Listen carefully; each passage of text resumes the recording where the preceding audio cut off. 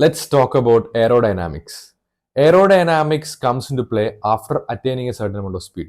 സ്പീഡിൽ പോകുമ്പോഴാണ് drag form ചെയ്യുന്നതും ഈ ഡ്രാഗ് ഒഴിവാക്കാൻ വേണ്ടി നമ്മുടെ മാനുഫാക്ചേഴ്സ് എല്ലാം മാക്സിമം എയറോഡൈനാമിക്കലാണ് പുതിയ വണ്ടികളൊക്കെ ഡിസൈൻ ചെയ്യുന്നത്.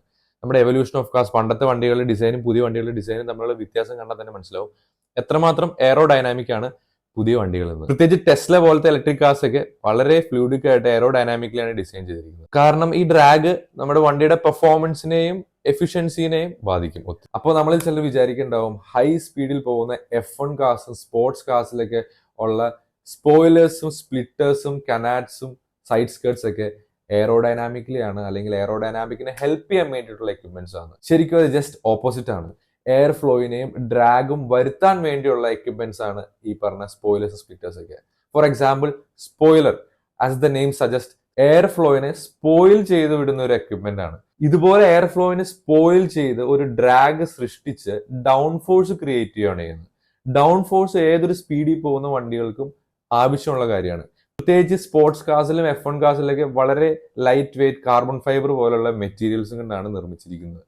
അതുകൊണ്ട് സ്പീഡ് അധികം ആകുമ്പോൾ വണ്ടി ലിഫ്റ്റ് ഓഫ് ചെയ്യാനും കോർണർ ചെയ്യുമ്പോൾ വണ്ടി റോഡിനോട് സ്റ്റിക്ക് ഓൺ ചെയ്യാനും ഒരു അഡീഷണൽ ഡൗൺ ഫോഴ്സിന്റെ ആവശ്യമുണ്ട്. അത് നമ്മൾ സ്പ്ലിറ്റേഴ്സിന്റെയും സ്പോയിലേഴ്സിന്റെയും ഒക്കെ സഹായത്തിൽ വണ്ടീനെ റോഡിലോട്ട് സ്റ്റിക്ക് ഓൺ ചെയ്യാൻ വേണ്ടിയിട്ട് ഉപയോഗിക്കുന്നു. അതുപോലെ തന്നെ സ്പ്ലിറ്റേഴ്സ് ഫ്രണ്ടിലെ സ്പോയിലർ എന്ന് വേണമെങ്കിൽ പറയാം.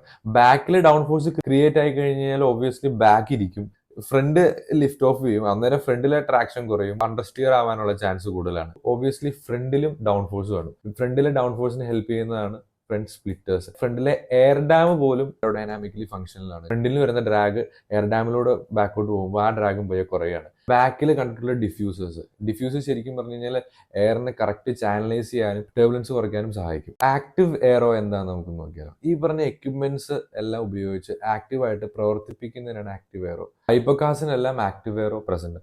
മാനുഫാക്ചേഴ്സ് ഹൈപ്പർ കാർസിലൊക്കെ വരുന്ന ഈ ആക്റ്റീവ് എയറോയിനെ ഓരോ പേരിൽ വിശേഷിപ്പിക്കാറുണ്ട്. ഇവിടുന്ന് ലംബോർഗിനിയുടെ പേരാണ് എൻ്റെ ഓർമ്മയിൽ വരുന്നത്, ALA എന്നാണ്. സോ അത്രമാത്രം ഇമ്പോർട്ടൻസ് ഉണ്ട് ഡൗൺ ഫോഴ്സിൽ, ട്രാക്കിൽ അല്ലെങ്കിൽ സ്പീഡിൽ പോകുന്ന വണ്ടികൾ. നമുക്ക് പുഷ് ചെയ്യാൻ പിന്നെയും കോൺഫിഡൻസ് ഉണ്ടാവും. ട്രാക്ക് ടൈമിങ്സിലെല്ലാം വ്യത്യാസം വരും ഡൗൺ ഫോഴ്സ് എന്നുള്ള ഫാക്ടർ.